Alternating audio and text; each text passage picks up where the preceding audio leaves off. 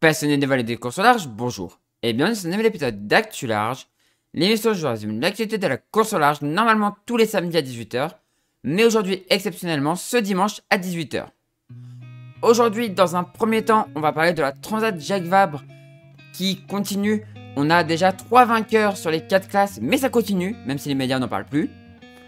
Ensuite, on va parler de la Global Solo Challenge qui, elle, continue avec 2 bateaux dans les mers du Sud. Ensuite, on va parler de l'Ocean Globe Race qui continue sur la 2e étape en direction de la Nouvelle-Zélande. Ensuite, on va parler de la Mini Transat qui s'est terminée. Ça y est, tous les bateaux sont arrivés, donc on va voir comment ça s'est terminé. Et enfin, on parlera de la Clipper Around the World qui, elle aussi, continue, qui est repartie pour sa 3e étape. Du coup, je vous rappelle que si vous voulez rien louper des prochaines vidéos, n'hésitez pas à vous abonner et à activer la petite cloche de notification.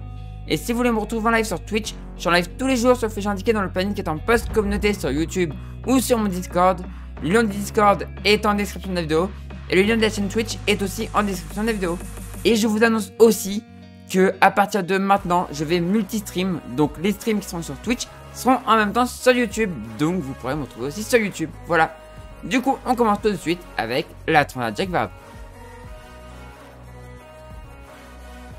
On commence cette actu large par la Transat Jacques Vabre qui continue puisqu'on a 3 classes qui sont arrivées, mais il reste encore une qui malheureusement va encore être oubliée du grand public et va être encore oubliée des médias. Mais même si déjà les 2 autres classes ont été oubliées des médias, hein.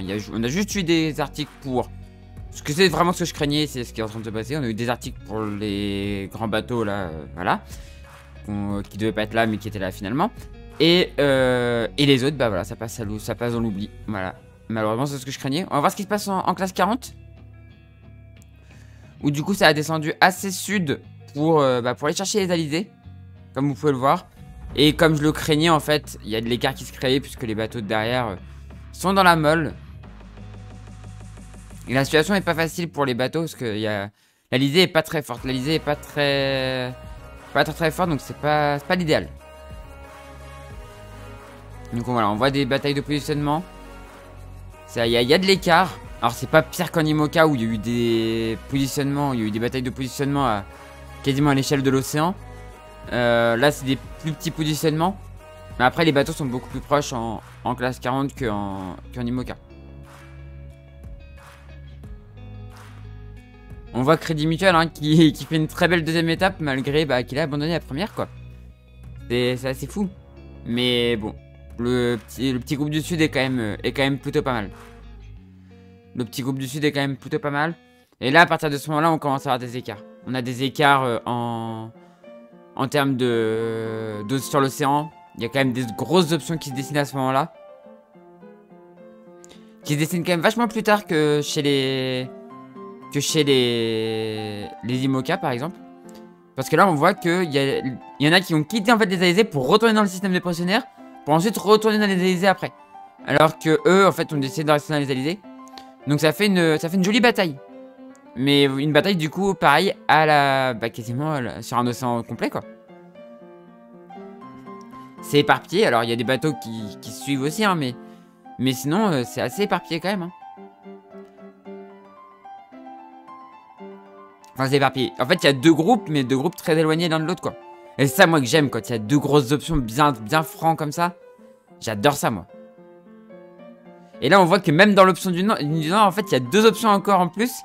Avec des bateaux qui ont été cherchés un peu plus loin pour essayer de viser directement la Martinique. Même si, de toute façon, il va falloir qu'ils passent au sud. Des bateaux qui sont passés qui sont un peu plus au centre et des bateaux un peu plus au sud. Moi, je mettrais bien ma petite pièce sur Crédit Mutuel.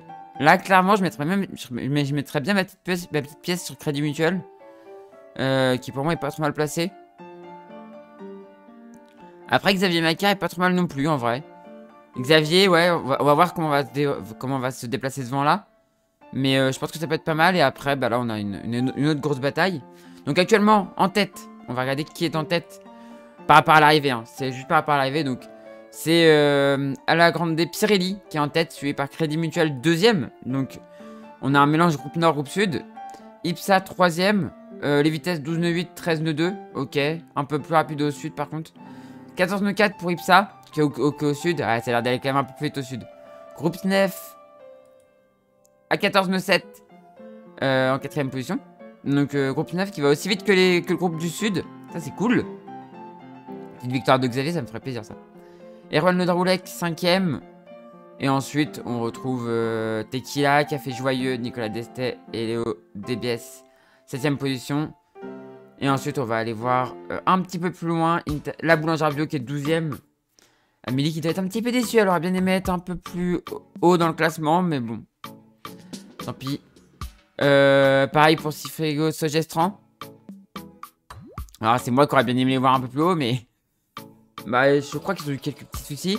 Toujours collé avec Pierre-Louis Atwell, donc avec Vague et Guincrone, les deux bateaux normands là très proches l'un de l'autre. À 6000 d'écart. Et après on retrouve des Den Red. Et la dernière position est occupée par... Quenza, qui est très loin, qui est au nord du Cap Vert. Proche de Pémusulo 40. Donc ils sont assez proches l'un de l'autre. Le Bleu de France, donc là c'est les vieux bateaux ça. Ça c'est les vieux bateaux. Martinique, enfin voilà. Il y a les vieux bateaux tout derrière. Et les premiers bateaux qui sont déjà quasiment arrivés quoi. Enfin quasiment arrivés. Qui approchent quoi, ils sont à combien? J'ai pas regardé la distance de l'arrivée. Le premier donc à la Grande des Pirelli, il est à 830 000 du but. Donc ça va aller vite, ça va vite arriver maintenant. On va regarder du coup la météo pour les prochains jours. Pour cette fin de course. Boum, je remets la météo en classe 40. Hop. Plein écran, il veut pas, c'est pas très grave. Donc la météo, on va regarder ce qui va se passer, mais je pense que cette dépression là va avancer. Non, ça va, elle avance pas tant que ça. Donc le groupe du... Ouais, le groupe du nord est pas trop mal quand même. Même si j'ai l'impression que ça va être un peu moins fort pour le groupe du nord que pour le groupe du sud. Donc là, l'idée pour eux, c'est d'aller chercher ici et ensuite de remonter. Sauf qu'à la fin, là, ils vont avoir un vent qui va être... Ça va être du VMG. Alors que eux, normalement, vont pouvoir aller sur un bord jusqu'à l'arrivée. Donc, je mettrais bien ma petite pièce sur le groupe du nord quand même, quoi. Je mettrais bien ma petite pièce sur le groupe du nord quand même, qui va avoir un angle toujours... qui va pas être obligé de réempanner normalement. Enfin, qui empannera en arrivant sur la Martinique, quoi. Donc, ouais, je mettrais bien ma petite pièce sur le groupe du nord quand même. Même si on voit que dans 31 heures, il y a... Ouais, ça va pas être facile par contre, hein. La fin va pas être facile. On voit qu'il y a plus beaucoup de vent, 10 nœuds là. 40 heures. Ouais, la fin va pas être facile, il y a pas beaucoup de vent, donc ça risque d'être... Ça peut être très serré en fait entre les deux groupes, ça va être très intéressant. Et derrière, par contre, il n'y a plus du tout d'air. Pour moi, tout cela, faut qu'ils descendent plus au sud possible pour essayer d'éviter cette zone de molle. Et naviguer par ici, je pense. Je pense que c'est le mieux à faire. Parce que là, sinon, ils vont plus avoir d'air, quoi. Par contre, la Manche Évidence Nautique, ouais, bah, suite à leurs problèmes, ils sont loin. Le Galet, pareil, suite à leurs problèmes, ils sont loin. Ça fait chier, par contre. Ouais, je pense qu'il faut descendre le plus au sud possible et essayer de garder du vent ici, là. Même si ça rallonge beaucoup la route. Je pense que la zone de molle, là, c'est pas une bonne idée d'être foutu dedans. Ouais, bon, de toute façon... Ouais, la route est barrée jusqu'en Martinique, quoi. La route de la Martinique, elle est barrée, quoi. Ah, il n'y a plus d'alizé, quoi. Il y a la dépression, en fait, qui dégomme l'alizé, là. Donc, il va falloir descendre. Je pense qu'il faudra descendre et essayer de passer par le sud, là. Je pense que c'est la meilleure option. Après, ouais, parce qu'on voit que, de toute façon, la zone de molle, elle y reste, quoi. Donc, je pense que pour tout le reste, il faudra descendre au sud et essayer de passer par le sud, quoi. Pour tous ceux qui sont derrière. Mais on verra. On va passer, du coup, aux IMOCA, on va voir ce qui s'est passé. On a notre vainqueur en IMOCA. On a notre vainqueur. En vrai, heureusement que j'ai pas fait l'actu large hier, parce que du coup, on peut voir le vainqueur en IMOCA. On a eu une belle bataille en IMOCA, avec des belles options, Teamwork et Groupe du Breuil qui partent au nord. Malheureusement pour Groupe du Breuil, il a eu des problèmes de grand voile, il a déchiré sa grand voile, donc il s'est fait totalement larguer. C'est une très belle course de Sébastien Simon et de Iker Martinez. On retrouve du coup des dérives bien placées aussi, mais parce qu'ils prennent l'option nord. Et au début, c'était prometteur. Malheureusement, comme vous allez pouvoir voir, donc là, du coup, on voit Groupe du Breuil qui est en train de lâcher suite à son problème. Et au sud, on voit la bataille, belle bataille entre Charal, Fort People, Paprakarkia. Enfin, très très belle bataille au sud. Donc voilà, Groupe du Breuil qui se fait larguer. Malheureusement pour Teamwork, il y a eu aussi un problème technique qui du coup a fait qu'il s'est fait qui fait que l'option nord a pas fonctionné en grande partie. Ils ont eu un problème de hook. Mais c'est pas les seuls à avoir eu des problèmes de hook. Clarisse a eu aussi des problèmes de hook. Enfin, les problèmes de hook, de toute façon, c'est basique sur un IMOCA, c'est basique les problèmes de hook, ça arrive tout le temps. Mais on voit que voilà, ça c'est le genre de course que j'aime. Il y a de la bataille, il y a du. Alors, on voit que Bureau Valley fait une option à la classe 40, c'est-à-dire j'étais dans les Alizés, mais finalement je repars au nord pour aller chercher les. Pour repasser dans le système dépressionnaire. C'est une option comme une autre, j'ai envie de dire. Et on voit du coup le redépart de... On voit que Lazare est reparti. Trop content pour... Je suis trop content pour Tanguy. Même si vu la météo, ça risque d'être très compliqué. Faut qu'il arrive avant le 1er décembre. On croise les doigts. On croise les doigts. Faut qu'il arrive avant le 1er décembre, mais faut qu'il soit reparti avant le 6 pour pouvoir faire la course retour. Il fera sûrement dernier de la course retour aussi. Mais faut la qualif quoi. C'est la qualif pour le Vendée Globe quoi. Et donc voilà, comme vous pouvez le voir... Du coup, Teamwork qui n'arrive pas à... qui a un problème et du coup qui n'est pas en tête. Et la belle bataille à l'arrivée. On va juste zoomer un peu sur l'arrivée là. Alors, le premier avait une belle avance quand même. For People avait une belle petite avance.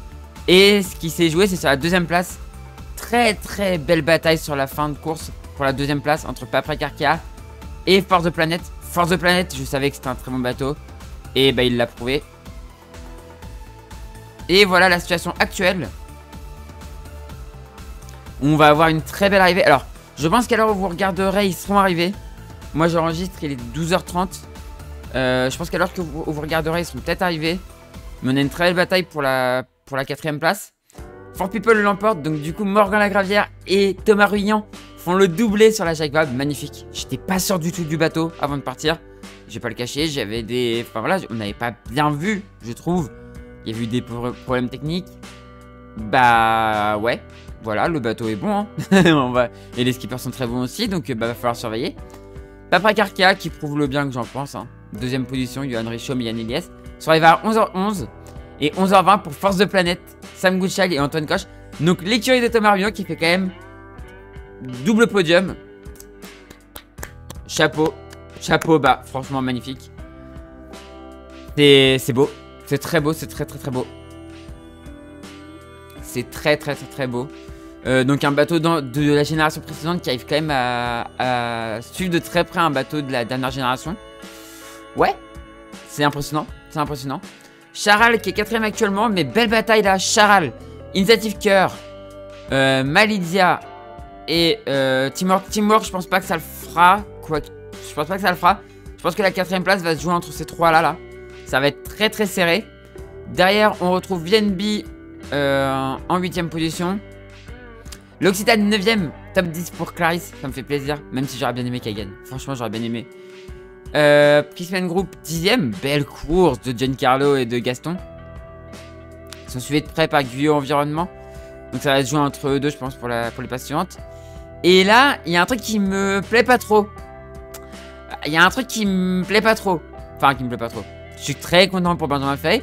Mais il y a un bateau jaune là. Derrière un bateau à dérive. Arnaud. Arnaud. Non, faut pas faire ça Arnaud. Donc bah du coup on retrouve le premier bateau à dérive. Monnayer Duo for a Job. Devant Fiv Group Lantana Environnement. Donc le groupe du nord. Là c'est des bateaux qui étaient partis au nord. Et qui se retrouvent du coup devant la Micheline qui est partie au sud. Et la Micheline qui est d'ailleurs Hublot du coup. Ah Hublot toujours compliqué hein. C'est toujours compliqué. Mailbox. Donc la belle bataille aussi hein. Entre Devenir et Mailbox. Mais je pense quand même que ce sera le groupe du Nord qui passera en tête pour les non-foilers. Et bon, j'aimerais bien mettre ma petite pièce là-dessus quoi. Voilà, j'aimerais bien mettre ma petite pièce là-dessus quoi. J'ai envie en tout cas. Voilà. Medalia 12ème. Et derrière, bah, on retrouve des bateaux. Là, c'est un foiler, mais comme dit Fabrice Amedo, c'est des foils de. Comment il avait dit? C'est des foils marketing, on va dire. Et bon, MATSF qui a fait une escale parce qu'ils ont eu un problème technique. Et derrière, on voit Lazare qui est en train de prendre l'option nord pour essayer d'arriver le plus vite possible. On va regarder du coup la météo pour les IMOCA. Alors du coup je suis obligé de remettre, de faire à chaque fois F5, c'est très chiant. La météo pour les IMOCA, bah en fait c'est la même chose. Hein. Ceux qui sont sudistes, donc là on voit deux sudistes, Fortnite Best Western et DMG Mori, eux ils sont bien placés je trouve. Parce que quand la molle va arriver, parce qu'elle va pas tarder à arriver, ils seront pas dans la molle. Enfin ils vont peut-être pouvoir éviter quand la molle va descendre du nord quoi. Eux ils vont garder du vent plus longtemps. Donc peut-être qu'ils auront moyen de passer alors que peut-être que d'autres auront pas le temps quoi. On voit dans 40 heures donc là l'objectif pour eux c'est d'aller le plus vite possible pour essayer d'arriver avant la molle. 40 heures ça risque d'être très compliqué. Distance du but 712 000. Ouais, c'est chaud. C'est chaud bouillant quand même. Hein. C'est très chaud pour y arriver. Sachant qu'en plus du coup groupe du Bras il y a encore des problèmes de grand voile. Donc là il navigue sans grand voile. Ou avec des riz. Donc bon compliqué. Et donc ça risque d'être très chaud. Faut descendre au sud. Clairement faut descendre le plus vite possible au sud.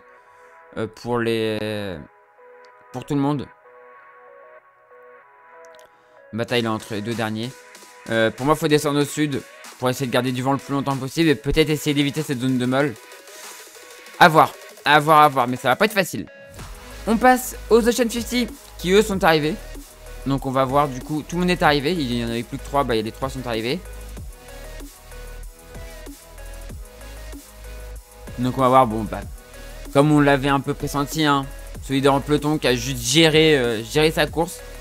Très belle traversée de Solidaire en peloton. Très belle course de Solidaire en peloton. Thibaut Bochel Camus et Quentin Vlaminck. Thibaut a un très bon bateau entre les mains maintenant. Hein. Un très bon bateau entre les mains. C'est vrai que son bateau précédent est peut-être un poil en dessous. Et bah là, clairement, Thibaut, très belle course. Et après, on a eu une petite bataille entre ceux de derrière. Même si Réalité a réussi à prendre un petit peu d'avance. Pendant un moment. Donc voilà la traversée dans un couloir devant. L'Alizé assez établi pour traverser. Ils ont l'air de s'être fait plaisir en plus. On a eu des vidéos assez sympas avec les bateaux qui mouillaient un peu et tout. Enfin, ça a l'air sympa.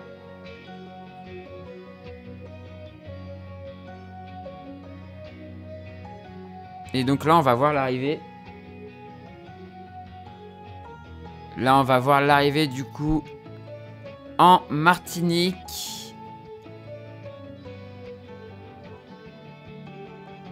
Et voilà, du coup, la victoire de Solidaire en peloton. Réalité deuxième et Viabilis troisième. Voilà. Donc très belle très belle course de Solidaire en peloton avec une belle avance. Et après bon il y a pas finalement sur la fin il n'y a pas eu de retour escompté quoi. Il n'y a pas eu de retour escompté. C'est vrai que je pensais qu'il y allait y avoir une petite bataille mais finalement il n'y a pas eu vraiment de bataille sur la fin. Même si c'est pas des écarts non plus phénoménaux hein, mais bon entre le deuxième et le troisième mais bon quand même un tout petit peu d'écart. Ouais pour moi la classe Ocean 50 à force de poser des questions peut-être que le numerus clausus est peut-être pas une bonne idée finalement parce que 3 bateaux à l'arrivée c'est dommage. Et du coup on va finir avec les ultimes où bah malheureusement ce que je craignais est arrivé hein. Et je rappelle que je ne craignais pas parce que c'était Armel et Sébastien, c'est deux skippers que j'apprécie, mais je craignais par rapport au nom du bateau, voilà. Mais du coup quand même belle victoire de Armel et de Sébastien. Et très belle deuxième place de François Gabard et de Tom Laperche sur SVR. Sur SVR Lazartigue. Très belle deuxième place. Malheureusement j'ai cru au matin parce qu'ils sont revenus très fort le matin. Parce que le premier est tombé dans une molle. Mais bon bah malheureusement ça l'a pas fait. Et donc voilà, victoire de Armel Lecléache et de Sébastien Josse. Deuxième place de SVR Lazartigue, François Gabard et Tom Laperche. Troisième place du coup comme vous allez pouvoir le voir pour Gitana, Charles Caudrelier et Erwan Israël qui ont réussi à garder leur troisième place malgré les problèmes techniques. Et quatrième place, vous allez voir pour Sodebo qui bah en fait a eu des problèmes et navigué sur un safran. Voilà, on a appris ça. Sodebo naviguait sur un safran depuis le Cap Vert. Donc, bah, compliqué. très compliqué pour la performance. Donc ça, je comprends mieux le fait qu'il se soit fait autant larguer que ça. Je comprends beaucoup mieux maintenant. Je pensais à un gros manque de performance du bateau, mais en fait pas du tout. C'est juste un problème technique. Et Actual du coup, 5ème, là, bon bah, Actual, voilà, on sait que le bateau c'est le moins bon de la flotte. C'est le plus vieux bateau de la flotte, c'est le plus ancien quoi. C'est celui qui a d'abord été en version non volante, puis après mis en version volante, mais les autres bateaux sont plus évolués. Donc, enfin, sont plus récents, donc bah, ils sont un peu, il est derrière quoi, malheureusement pour lui. Sur le tour du monde, ça pourrait être différent, je pense. Parce que ce bateau a déjà fait le tour du monde et est capable de le faire sans escale. Tout comme un autre bateau qui sera sur le tour du monde. Mais ça, on en reparlera de ce tour du monde en ultime. Et dans tous les cas, on verra l'arrivée des classes 40, l'arrivée des autres IMOCA dans une semaine dans Actu Large. On continue cette Actu Large par la Global Solo Challenge qui continue. Et on a un nouveau départ d'un gros prétendant. C'est Andrea Moura, mais vous allez voir, on verra ça après. Donc on voit les bateaux en course là. On voit les bateaux en course. Du coup on a maintenant 3 bateaux. Enfin environ 3 bateaux dans les mers du Sud. Enfin quasiment 3 bateaux dans les mers du Sud. Là il y est pas encore tout à fait. Il est encore trop nord. Hein. Il n'est pas encore passé. Pour moi les mers du Sud ça compte vraiment quand t'as passé sous. Enfin ici quoi. Quand t'es passé sous la. Quand t'es plus sud que l'Afrique quoi. Là il fait plutôt route droit sur l'Afrique donc il n'y est pas encore. Mais on a 2 bateaux officiellement dans les mers du Sud. Et un 3ème qui arrivera cette semaine, c'est SolarWind. Donc le premier arrive au large de l'Australie. Donc Bendigeid. Donc le premier bateau qui était parti arrive sous l'Australie. Derrière il est suivi par Mowgli. Qui est en train d'arriver au nord des Kerguelen bientôt. Là par ici il doit y avoir Crozet. On retrouve SolarWind ici, qui descend vers les... Enfin, pour l'instant, il descend pas vraiment, il fait route, je sais pas pourquoi, on va voir ça. Mais il fait route, on va mettre le vent d'ailleurs, on va mettre le vent tout de suite, hop. Vent. Ouais, bah en fait, il profite d'une dépression pour aller droit comme ça.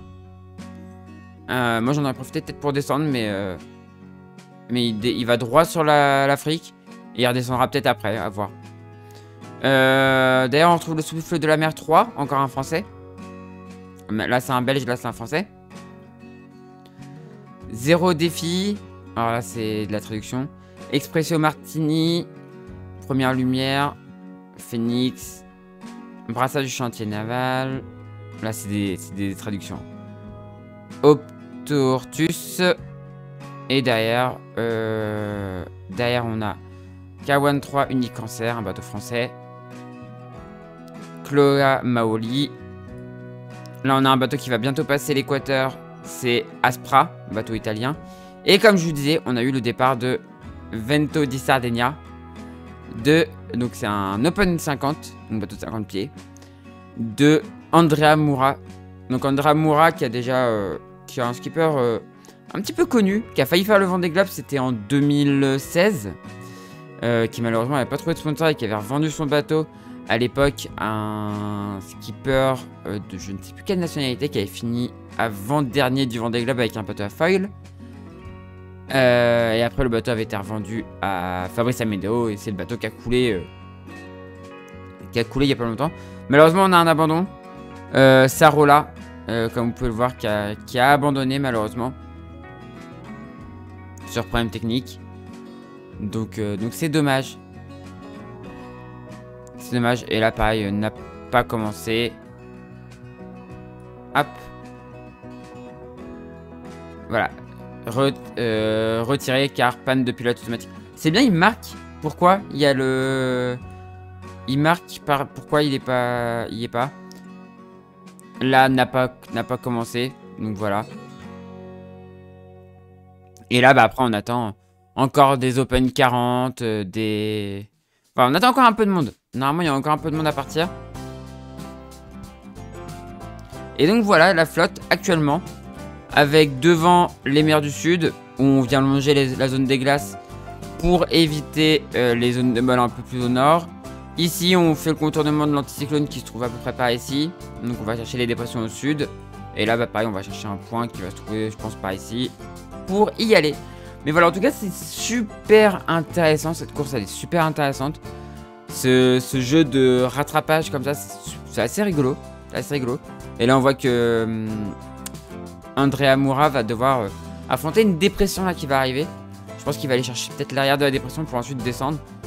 Mais on a vu que l'Alizé, ouais, il faudra pas aller trop dans l'ouest parce que l'Alizé est pas très forte dans l'ouest. Par contre, dans l'est, il devrait en avoir un petit peu. Donc peut-être sûrement assez rapide, je pense. Andrea Moura, normalement. Assez rapide. Et là, un passage du poteau noir pour ce bateau-là. Un poteau noir qui a pas l'air trop violent. Donc c'est cool. Mais en tout cas, c'est super intéressant. J'adore ce genre de course-là en mode course-poursuite. C'est trop bien. Et on refera bien sûr le point dans une semaine dans Actu Large. On se retrouve, on continue du coup cette Actu Large par la Ocean Globe Race qui continue avec Pendu qui s'est échappé et malheureusement du coup un bateau qui a fait encore demi-tour. Donc ils sont 3 à ne pas être en mer actuellement et malheureusement je pense que ça va être 3 qui ne repartiront pas. J'ai la crainte que ce soit 3 qui ne repartiront pas. Donc vous voyez là, voilà, l'arrêt technique et peut-être du coup un abandon. Et on voit du coup Pendu qui prend une belle avance cette fois-ci. Enfin, sur la première étape c'était le cas aussi, mais bah, à la fin ça s'était mal passé. Là on espère que ça va bien se passer pour Marita Barley et son équipage. Passage au nord des Kerguelen. On voit que ça va assez vite, hein, mais c'est les mers du sud, c'est logique. Ça va souvent assez vite dans ces zones-là.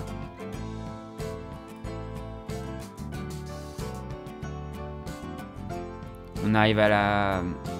Ouais, on est bien... Enfin, dans un mois, ce sera la fin du printemps austral, ce sera le début de l'été austral, donc c'est la bonne période pour naviguer là-bas.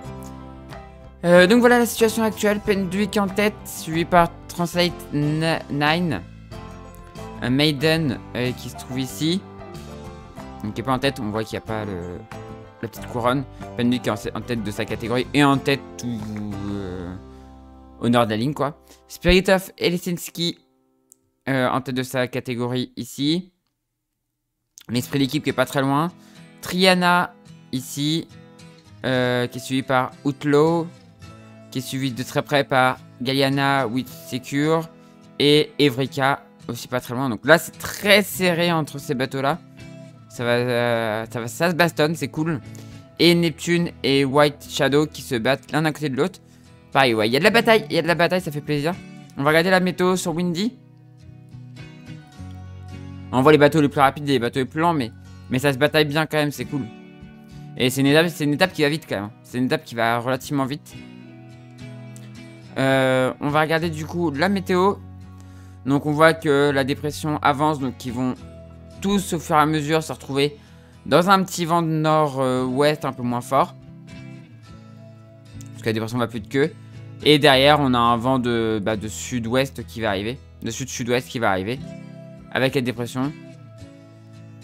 Ah, attendez. Du coup, on voit un autre... Ah bah non, en fait, ça se resserre entre les deux. Ok. Donc, il y a un vent de nord qui réarrive par ici. Donc, la dépression avance pas autant que ça. Et en fait, les deux se rejoignent. Enfin, l'arrière de la dép et l'avant, ça se resserre en fait. Le centre se resserre, enfin, est plus court en fait. Mais on voit quand même que ça avance. Et derrière, dans tous les cas, il y aura un moment du vent de sud-ouest. Puis ensuite, ça sera rattrapé tout doucement par le vent d'ouest. Même un moment du vent de sud-est. On a une autre dépression qui arrive là, donc ils vont prendre du vent de sud-est à un moment donné. Là, on est le 23 novembre, donc les premiers seront par ici. Donc, ouais, il y aura du vent de sud-est pour certains bateaux. Donc du près, dans les mers du sud, c'est pas agréable du tout. Et en fait, pas le choix parce que en fait, le vent d'ouest va pas venir en fait. Je pensais que le vent d'ouest allait venir parce que généralement c'est ce qui se passe. Et en fait, pas du tout. Ils vont se retrouver au sud d'un système. Donc pour aller passer la boule, ils vont être obligés de faire du près. Tout le monde va devoir faire du près dans les mers du sud. Ça va pas être agréable du tout cette histoire. Et après, je pense que vu la situation actuelle, soit tu tires des bords ici. Ouais, je pense que l'option ça va être soit de tirer des bords là. Ah, ou alors aller replonger dans le sud. et passer là. Mais alors par contre c'est s'allonger la route. C'est s'allonger la route. Pas sûr que ça passe quoi. Sinon c'est tirer des bords face au vent ici quoi. Mais chaud quoi. Et sinon il faut allonger la route pour passer sous le système là et... Ah ça va être intéressant. Il reste que d'y avoir des options là. Il reste que d'y avoir des options. Et on voit qu'après bon après il y a de nouveau du vent de nord. Mais derrière c'est toujours du vent compliqué quoi. Donc peut-être passer au sud et après remonter derrière. À voir. À voir. Ça reste, il reste que d'y avoir des petites options. Ça peut être très intéressant ça. Ça peut être très très intéressant. Et après on voit par contre que la Mole s'approche de la Nouvelle-Zélande. Ouais, peut-être le sud et après remonter le long de la Nouvelle-Zélande, à voir. À voir ce que ça va donner, mais ça va être, ça peut être intéressant. Ça peut être très intéressant. Et bien sûr, on verra comment ça se passe dans une semaine dans Actu Large. On continue cette Actu Large par la Mini Transat où on s'était laissé avec l'arrivée des premiers protos. Et donc on va regarder du coup petit à petit le classement des prototypes. Et donc Federico Waxman qui a gagné devant le 1081 Carlos Manera Pascual et Léa Nature Marie Gendron qui finit 3ème. Du coup le dernier série c'est... Le dernier proto pardon. Voilà, le dernier proto, on va voir du coup son arrivée. Voilà. Romain Van Ennis, dernier proto, le 630, qui est le dernier à être arrivé du coup. Bateau belge, avec un skipper belge. Et en série, du coup, c'est Race Egalker qui a gagné le 998. Donc un maxi. Normalement. Voilà, c'est un maxi. Devant Hugo de Prémar en 2ème position. International Coating. Technique Energy International Coating. Et les optimistes Secours Populaire 17, Léo Botorel qui fait 3ème.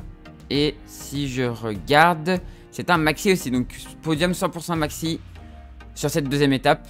Donc plutôt cool. Et on va regarder du coup le dernier arrivé. Toujours rendre hommage au dernier. Olivier Le Goff, le don du sang sur le 599. Donc le 599 qui était un Pogo 2. Donc en 58ème et dernière position des séries. Et qui est arrivé du coup le 16. Voilà. Donc la mini transat est terminée. On va regarder du coup le classement général en proto. C'est Federico Waxman qui l'emporte sur le 1019. Donc du coup c'est celui qui a gagné la 2ème étape qui remporte le général. Devant Carlos Manera Pascual. Donc pareil. Et Julien Létissier 3ème. Voilà. En série, Race Egalker, pareil, c'est celui qui a gagné la 2ème étape qui remporte la mini transat. Bruno Lemunier 2ème et Grégoire Hu 3ème position. Voilà pour ce podium de cette mini transat, pardon. J'ai du mal. Cette mini transat La Boulangère. C'était une très belle course avec des belles batailles. C'était magnifique comme d'habitude. Toujours une belle course à mini transat. Cette année, il n'y a pas eu de problème de départ et au final, on se réarrête et au final, enfin voilà. Il y a eu un départ retardé des Sables d'Olonne, mais c'est tout. Donc c'était une transat qui s'est déroulée à merveille. Et bien évidemment, on va continuer à suivre les mini l'année prochaine dans Actu Large. Et on finit cette Actu Large par la Clipper Round the World qui continue. La 3ème étape est partie. Est partie du coup de Capton. Et donc on est au début de l'étape. Hein. Donc voilà, ils sont au Cap de Bonne-Espérance. L'étape des mers du Sud, la seule étape des mers du Sud pour cette Clipper Round the World. Puisqu'il passe pas par le Cap Horn, il passe par le canal de Panama. Ce qui fait que cette course en vrai, moi, m'intéresserait moins à faire. Clairement, je vous le dis honnêtement. Je préfère passer par le Cap Horn.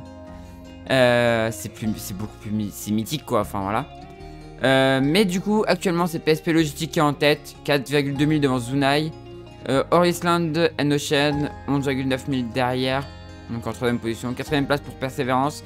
UNICEF 5ème. Kinjao 6ème. Washington DC 7ème devant Dartoulid 8ème. Along Bay Vietnam 9ème devant Ben Kezela 10ème. Et Yacht Club Punta del Este 11ème. On va regarder du coup la météo. Actuellement, du coup, c'est au portant. Actuellement, c'est au portant. Il y a une dépression qui arrive derrière, donc c'est du portant. C'est plutôt pas mal. Parce que c'est rare quand même de pouvoir partir vraiment au portant depuis Captain. Généralement, le vent ici est plutôt comme ça.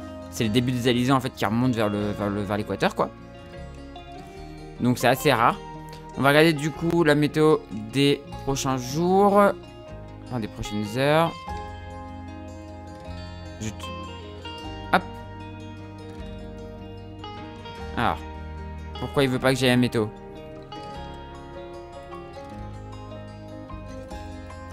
Ah oui, c'est vrai. Bon, on va aller regarder ça sur Windy du coup. Et donc là, on peut regarder la météo du coup sur Windy. Parce que là, ça fonctionne. Donc on voit qu'ils ont la dépression qui arrive derrière. Je pense que l'idée, ça va être clairement de descendre. Et en fait, de choper cette dépression et d'avancer avec elle le plus longtemps possible. On voit que le système est assez perturbé quand même. Ça risque d'être un peu fort. Là, je pense qu'ils vont essayer d'avancer. De toute façon, ils vont gagner au maximum de ce qu'ils peuvent. Hein. Et vu que la dépression est quand même assez nord, il n'y aura pas besoin de descendre énormément. Il n'y aura pas besoin de faire une descente énorme pour la choper. Et au contraire, ce qui peut se faire, c'est attendre que le gros de la dépression est rattrapé pour descendre, quoi. Parce qu'après, ce sera un vent de ouest, nord-ouest.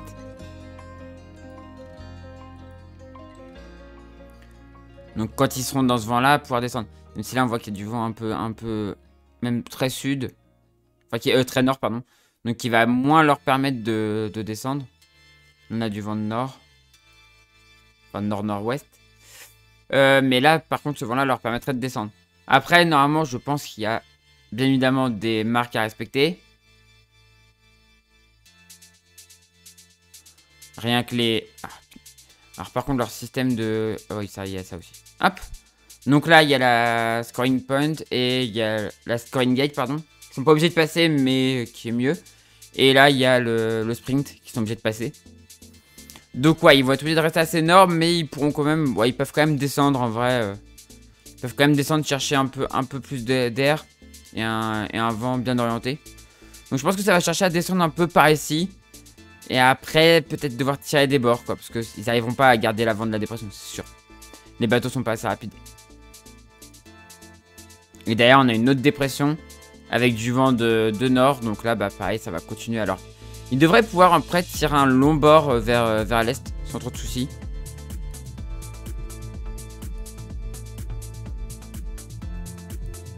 Sans que normalement, c'est des bateaux qui descendent plutôt bien. Ils descendent plutôt bien le vent, donc... Et après, ouais, je pense qu'il faudra venir naviguer dans ces latitudes ici, là. Au niveau des creusets, de creusets et tout ça, quoi. Et un peu au nord des Kerguelen. Je pense que ce sera l'idéal. Pour éviter, en fait, les zones de molle qui sont au nord, ici. Et garder de l'air. Mais en tout cas, ça va être aussi très intéressant, cette étape. L'étape des mers du sud de la Clipper Around the World. Pour moi, c'est l'étape la plus intéressante. Et bien évidemment, on verra comment ça se passe dans une semaine dans Actu Large. Voilà, c'est la fin de cette vidéo. Comme d'habitude, petit appel au sponsor. Si vous connaissez quelqu'un, ou si vous êtes vous-même chef d'entreprise, n'hésitez pas à aider les skippers en recherche de budget. C'est super important pour les prochaines courses Vendée Globe, même si ça commence à devenir compliqué. Mais il y a plein de courses où vous pouvez aider des skippers en recherche de budget. Donc c'est super important pour eux. Et pour vous, c'est un très bon retour sur investissement. Donc je compte sur vous.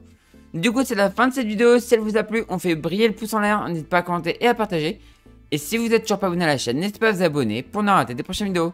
Quant à moi, je vous dis à la prochaine pour une prochaine vidéo sur la chaîne Toria ou pour un live sur Twitch et YouTube. Et du coup, ciao tout le monde. Ciao, ciao, ciao.